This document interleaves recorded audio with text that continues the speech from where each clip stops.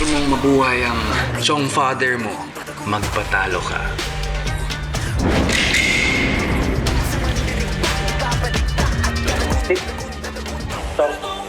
Sige. Papayag na ako. Gagawin ko yung gusto mo. Magpapatalo ako. May special assignment ako sa'yo. Ano po yun? Kapag may ibang nakaalam sa usapan natin dalawa, asahan mo. Ang malamig na bangkay ni Chong father mo. Naiintindihan mo? Sino-sino ang key personnel ng pamilya Perez na kailangan nating itumba? Si Dominador Consuelo, Bobby Ray Durias, Attorney Francisco Quiambao, Attorney Angela Arcapedras, si Fedeline Corbunco III. I want you to divert our resources to find Dwayne. No one seems to know where he is. Tumawag sa akin si Dwayne kanina. Ang sabi niya sa akin, wala ang pwedeng makaalam sa nangyari kay Chong father. Kung hindi, papatay niya si Chong. Toy, kala na namin ano nangyayari sa inyo. Saan kayo galing? May kumursunada lang kay Chong father sa palengke. Legit? Pero okay na.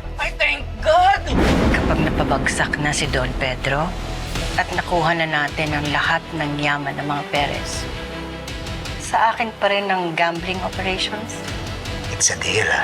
Kidnapping Father Nico para makalamang ka sa laban mo kay Totoy?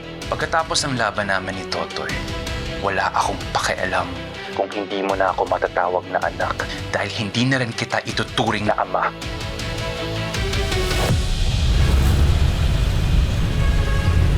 Okay, idol. Yan, salamat. Yung iba, patusta na lang ha, kuya. Alam mo, iniisip ko, lahat naman tayo laki sa simbahan. Kay Father Nico. Bakit nagagawa ni Dwayne yan kay Father Nico ngayon para lang makalamang sa laban nila ni Totoy? Easy lang yan. Alam mo naman yan si Dwayne, pagdating kay Totoy, sobrang hater niyan. Diba? Emerald, dati pa lang, sobrang insecure na ni Dwayne kay Totoy kasi si Don Pedro mas mahal si Totoy kaysa sa kanya. Yun lang kaya yan? Hmm? Hindi kaya nagawa ni Dwayne na kidnapin si Father Nico dahil naglalabas lang siya ng sama ng loob? Hindi kaya totoong anak ni Don Pedro si Totoy?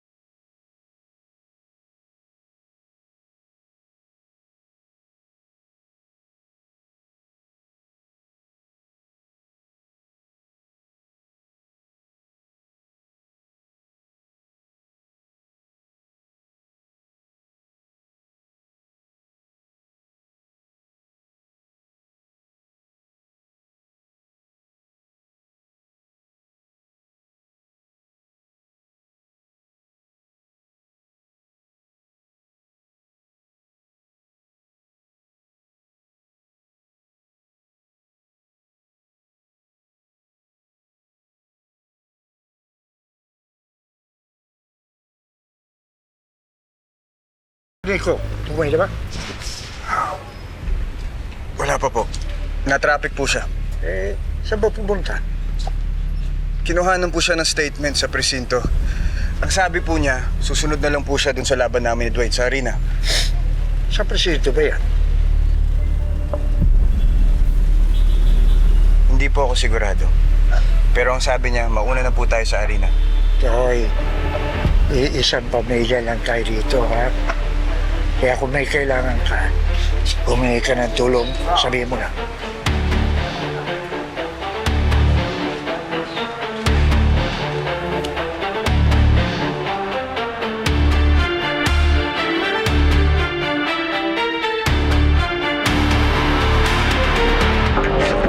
Sa puso ang pagkamandirma. Sa puso, alam mo. Basta mga kalasag, huwag kakaragarang kumantang pumalag. Di mo ba nakikita yung mga nasa laot? Mga balangay na daladalay, mga salot. Mga katawan na katapal na bakal. Wala tayong labang kung kawal sa kawal. Pero pa sama-sama natin palibutan. Ipupunan lang kung hindi sila kilabutan. Patalas yung mga panabalaraw. Sumigaw mo kayo pa ay gumalaw. Mga mapagsaw, tingin na so. Kanilang baliti, balutin ang palaso. Wala mong pumanday, pumalungkat. Maghintay ka lang ng mga gimbal.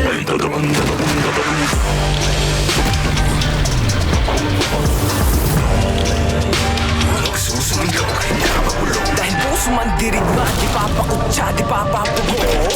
Puso man dirigma, di papakutsa. At dadagun. Sila yung puhutan, sila yung nagalog balat sa tinalupan. Kami yung panalo pero bakit parang kulang? Para bang sila yung naghitayat ng muhunan? Teka sandali, gagawin ko yung nabura. Ako nang magpapala, ako yung nakatira. Pero ito ay para di pambin. Mga bagato sa para sa layong tamyan. Teka nga, sino ang nagpapapapel? Mga pangalan na tinala sa papel. Ayaw ko bang ibahan, huwag ka na pumapel. Kulitin ang seto ng gawa sa papel. Wala mong umanay, masalungkat. Maghintay ka lang ng mga gimbal.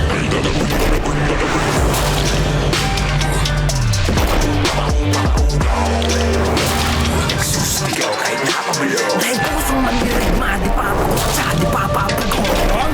Puso man dirigma, di papadigla. Dami mga buhay na wala sa pagkapi. Mga bayan hindi mailibig mga labi. Pero may dalawang lupi lang nakapuko na mithi. Pagdating ng bukang liway-way sa wakas ay naiwawagay-way na rin at nagong bituin sa araw. Sa wakas tayo rin nakaisang araw. Pero di natin namamalaya meron na palang ugnay. Magpalit ka mayaman na nako. Ngayon di mo pa nakikita yung mga naslaot. Bago mapunta na tayo mga salo. Wala mong bumanay, masalungkat. Maghintay ka lang ng mga gimbal. Ay dadagong.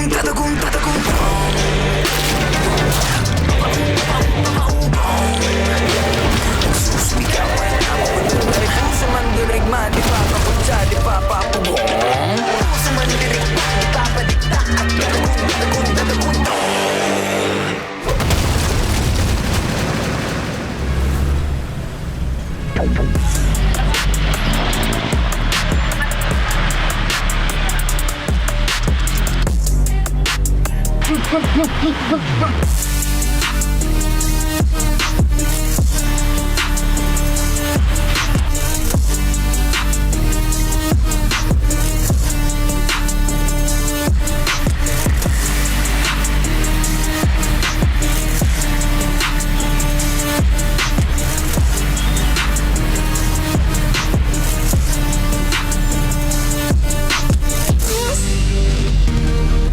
Isa-isa ko na lahat ng mga files na nahanap ko dun sa office ni Dwayne. Ni isang clue. Wala akong nahanap kung nasan si Father Nico. Emerald, alam mo ng mga Perez, napakaraming ari-arian nun, lalo na dito sa Maynila. Di ba? Mahirap talaga mahanap yun. Tingnan ulit yung video. Ito.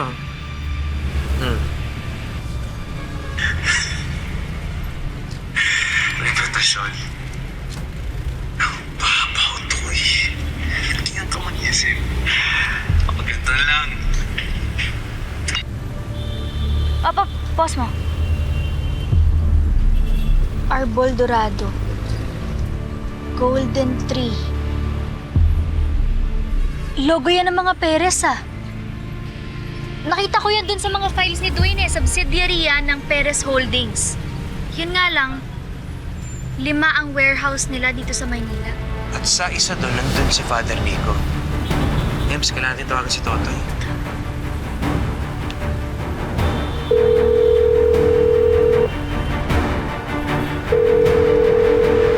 Sumagot eh.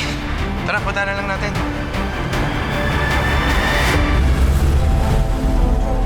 Alam ko po na lahat kayo excited para sa gulpihan ng mga gwapo 2025. I have seen the chatter on social media and in person. And kahit gaano kalaki ang hype around the event, as with everything, hindi mawawala ang criticism. May mga nagtatanong kung bakit ko to ginagawa, given my position as a sitting congressman. May mga nagsasabi na hindi ito gawain ng isang public servant. May mga kumag-question sa pagkatao ko dahil sa paggamit ko ng dahas.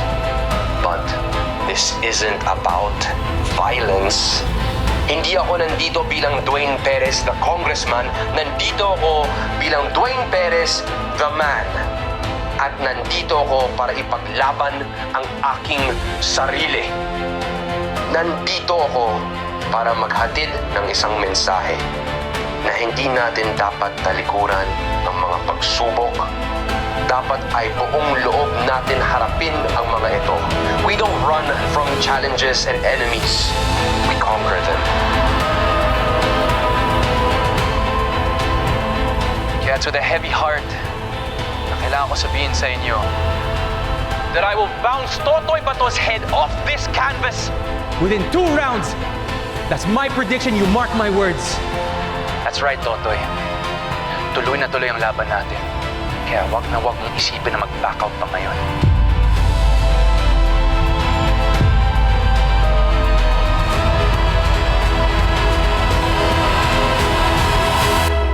At para sa mga excited na manood ng Gulpihan ng mga Gwapo 2025, magkita-kita po tayo dito sa Digmaan Arena.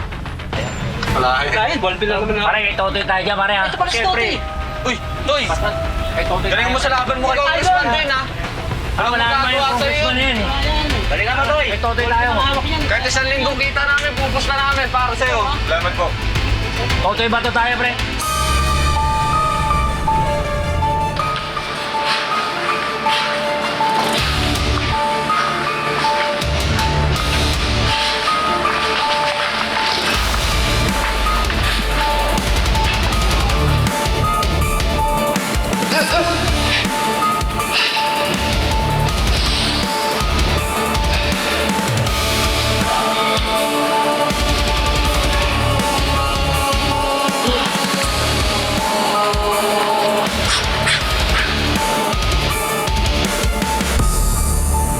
What in the hell is this? An alliance. For now. Congressman Dwayne Perez. Bah, you called me congressman. Mutual respect, Don Silvio Castillo. Dami nating pinagdaanan, no? Gera ng pamilya, hatian ng teritoryo, agawan ng arena, agawan ng lupa. Yes. At ngayon, iisa ang kalaban natin. How ironic, no? At dahil dyan,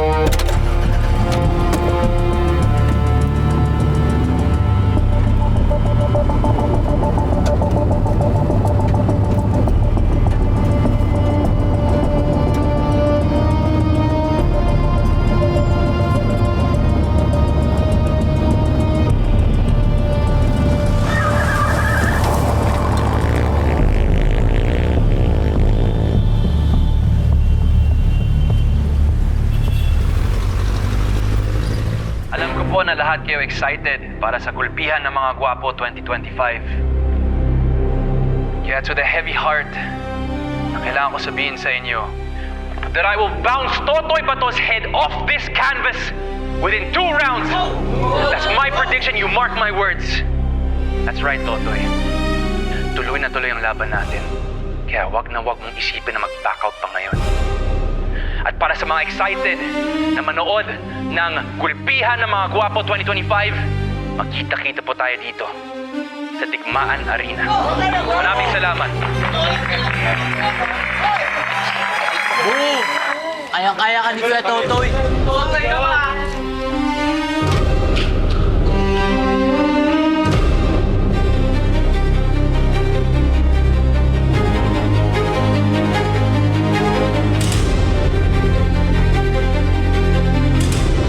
Good luck, Congressman.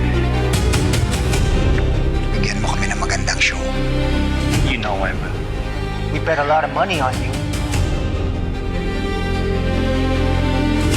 So don't lose.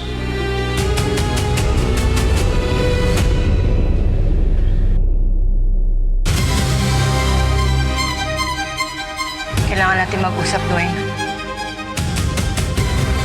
Alam ko kung anong ginawa mo.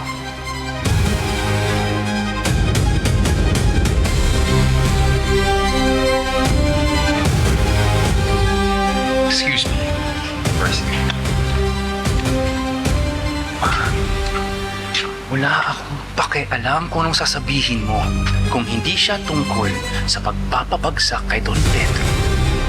Wala tayong kailangan pag-usapan.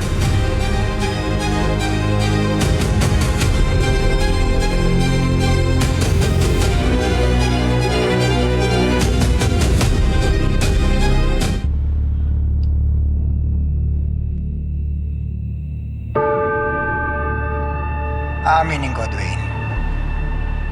Napabilib mo ako. What with this publicity stunt? Hindi.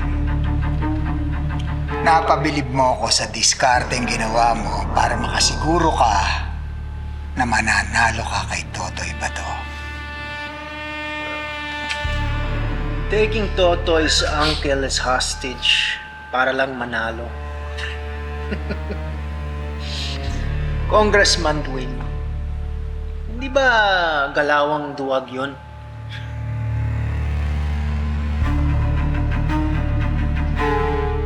The way I see it, a win is a win. I don't care how I get it. Basta makuha ko siya. I can respect that. Your sister gets it. Well, I can't. Ikilan mo na to, Dwayne.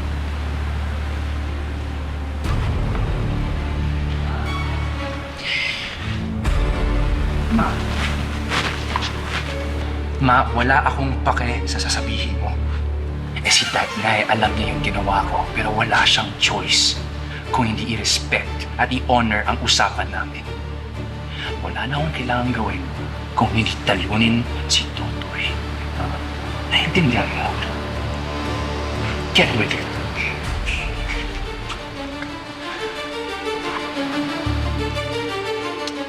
So, paano? What is the big plan? Paano natin pababagsakin si Don Pedro Perez? Ang totoo, hindi ka na namin hinintay. Sinimulan na namin isang oras na ang nakalipas.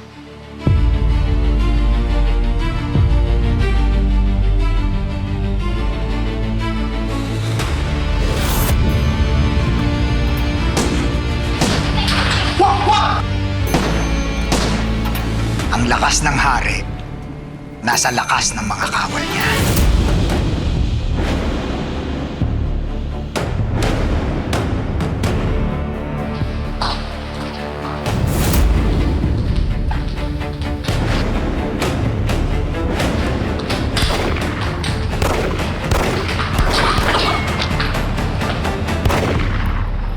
Pag nawala ang mga kawal, unti-unting guguho ang kaharian. Wala nang matatakbuhan.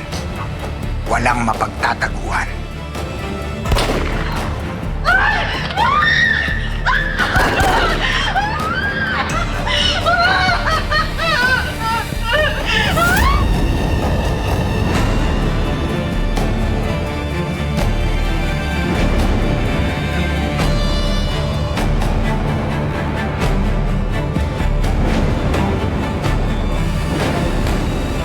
Max, please.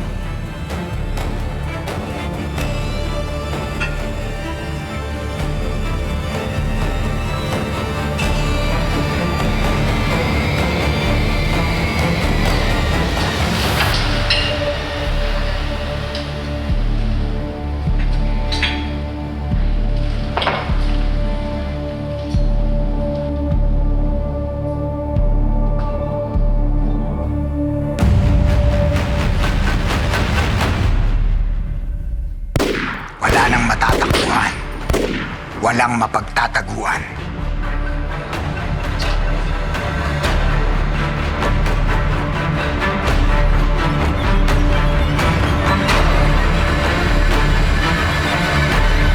Hanggang sa mag-isa na lang siya. Mahina, walang laban. At pag nangyari, checkmate.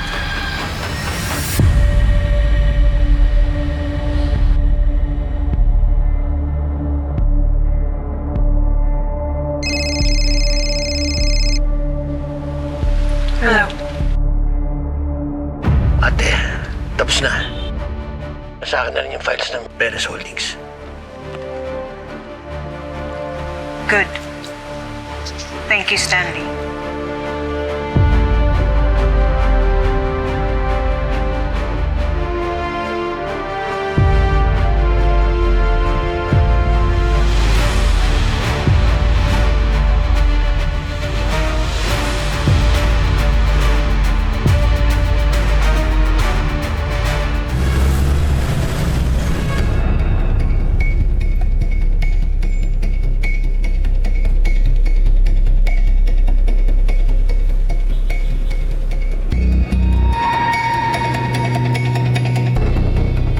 Limang bantay sa loob.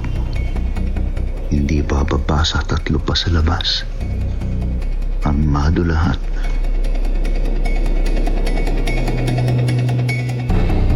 Isa lang ang exit.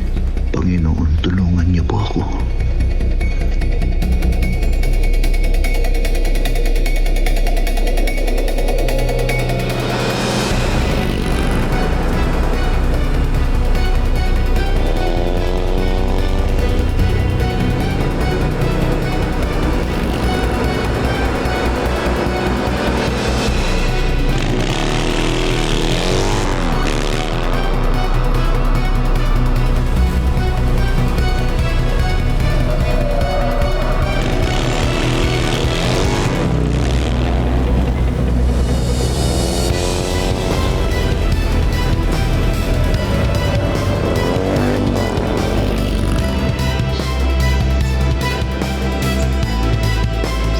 Isa yan sa mga warehouse ng mga Perez. Baka nandyan si Father Nico dyan. Pataan lang ha.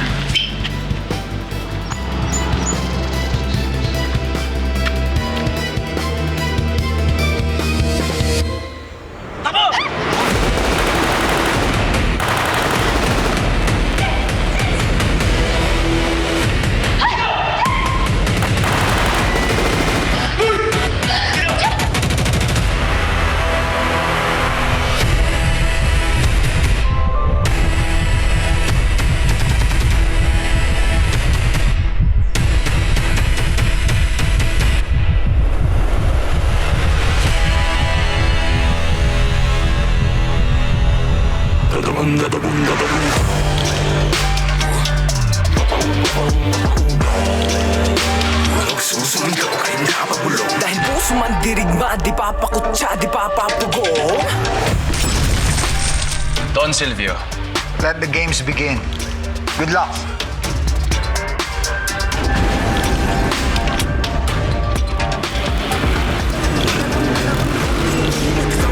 Sa wakas tayo rin nakaisang araw. Asan sila, Totoy? Wala sila Kuya Totoy dun eh. Kahit sila Kuya Jet, pati si Ate Emerald, wala rin dun. Ka ba? Baka wala mo siya. Wala naman siyang kinalaman sa away ninyo ni Totoy. Toy!